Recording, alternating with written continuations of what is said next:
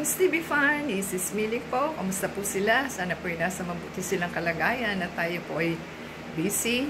Katatapos lang po nating mag-laundry. So, tayo po ay nasa kitchen at tayo po ay may share sa inyo ang ating nabiling items na ginagawa ko pong breakfast. So, ito po yung ating medyo shike ba? Shike? Meshu shike. So, ito po is tawag nila is fruits po itong ating nabuksan. So, ating pong alamin kung paano po at ating pong isi-share. Ito po ang kailangan nila, tubig.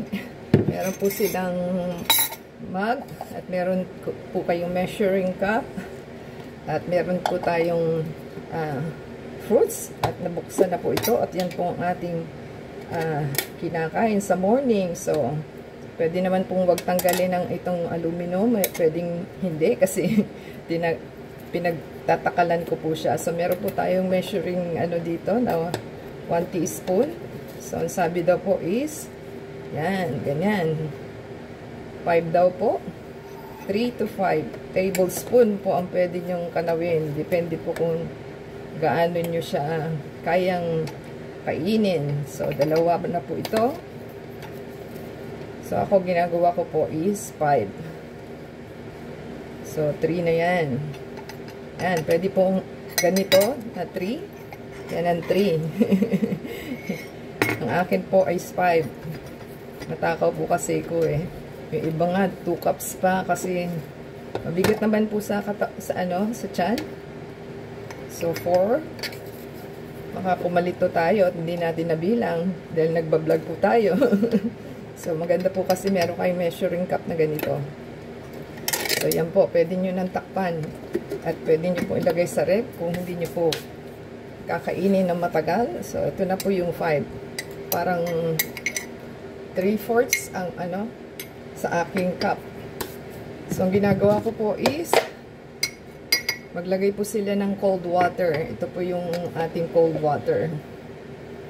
Pwede nyo ilagay dito para hindi po matapo ng gusto. So, yan.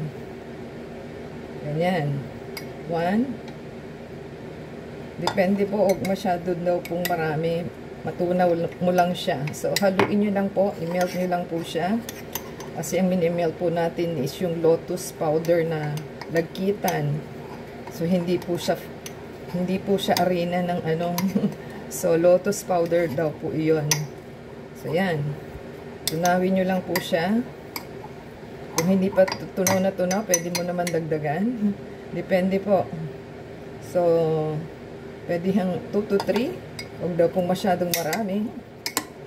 At hindi ho siya lalapot pagka ganun. Depende po kung anong lapot ang gusto nyo mangyari. So, hintayin lang po natin. Kailangan po is may mainit kayong tubig na kulong-kulo po. So, yan po ang ating gagawin. So, ito po ang ating kettle na ating pagkukuhanan ng So, ang measuring cup daw po is 150. So, 150 po ang ating tatakalin.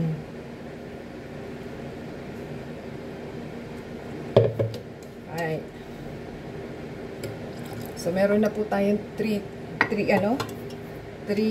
tablespoon na ating kinanaw. So, yung 3 po is parang more than 20 ml na siya. So, 150 po siya. So, andito po tayo sa ating menu ng kanilang sinasabi. So, gagawin lang po natin siya. So, kung 10 ml na po tayo sa tubig na kinanaw kanina, so, meron pa po tayong 150 ml. So, parang sobrahan lang po natin sa 100.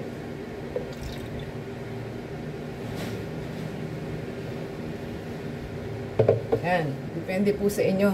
So, kailangan magtakal po kayo. Kung 150 po ang second natin na hot water, kasi meron na po tayong 20. So, pwede po ninyong ilagay sa 130. So, depende na po sa inyo yan. Sukat, tansya-tansya na lang po. Pero ang nakalagay po is 150. So, meron na po kasi tayo dito na kinanaw. So, pwede naman po siya ng 150 mo siya ilagay o 140. Yan. So, taka lang po ml, 140. At ating ilagay dito at pakuluin. Kailangan pagkakulo po, isara nyo, diretso na po dito, saka nyo haluin. So, ang ating items po is, ang nakalagay po, ang content sa ating item is,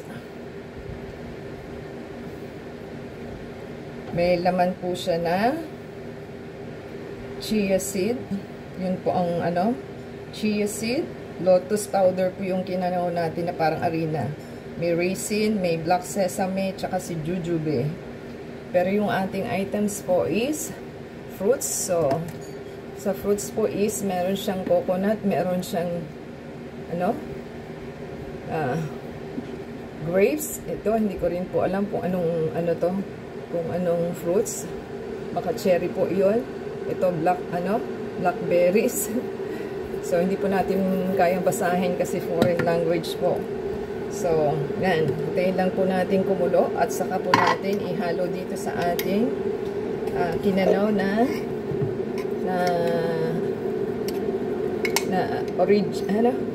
fruit na sesame cereal. So, ang tawag po dito sa na to is chia seed cereal. So, yan po ang ating ginagawa ngayon. Baka hindi po nila alam. So, makikita po nila online. So, yan. Nag-off na po siya. May alarm na siya. Diretso na po natin dito sa ating kanawan. Yan. Ganyan lang naman po. Haluin nyo po siya. Haluin ng todo max. Dahan-dahan ho. Katulad niyan, tumilapo na siya. So, mapapasok po kayo. Kailangan po is haluin lang po nila. Stir. So, pag nagmamadali kayo, ganun po ang mangyayari sa inyo. Tatapon siya at ilayo ang phone dahil baka po madisgrasya. Yan. Kapag naging translucent na po siya, luto na po ito. So, ganun lang naman po siya. Haluin hanggang sa lumapot siya. So, kailangan yung ginagamitan nyo is mainit siya. Kasi pag hindi ho, sa init, baka pumabasag inyong mga kubyertos. So, yan. Ganyan lang po siya. Ganyan na po siya kalapot. So, pwede na po siyang kainin. Yan, ganyan na po siya ka-translucent. So, ready to eat na po to in just how many minutes.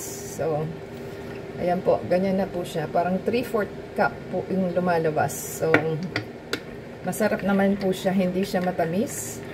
Yung fruits po ang mga ingredients ang may lasa. Ayan, ganyan lang po siya. So, pwede na po siyang kainin. Ganun po kabilis ang ating proseso ng ating chia seed cereal ba to? Yan. Ang nakalagay naman po is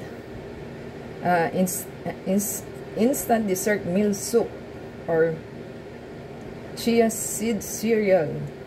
So, yan po ang for breakfast. Yan lang po ang healthy breakfast na ating ginagawa. Yan. Ganyan na po siya ka-translucent. Pero hindi nyo po makikita dun sa page ng FB page.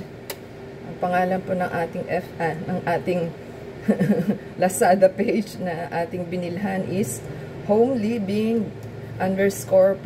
So, dyan lang po tayo bumili. So, yan po. Tayo po ay may limang flavor na, tatlong flavor ba? Tatlong flavor pong ating binili. So, bali lima pong ganito. Limang can yung ating nabili, iba-ibang flavor. So, yan na po. Pwede na po siyang kainin. Ganyan lang naman po siya. Sana po ay may natutunan sila sa ating item kasi healthy po ito. At masarap naman po siya. Hindi siya matamis. Hindi siya katamisan. So, yan na po ang ating items na ginawa. Sana po nagustuhan nila. Give us a thumbs up, comment down below po, and subscribe sa ating channel. At the same time, paki-play po yung ating ads and video. Until next time po, ada sa Facebook, Twitter, TikTok, and Instagram. And sana po yun may natutunan sila at alam na po nilang gawin kung paano. Until next time, God bless everyone.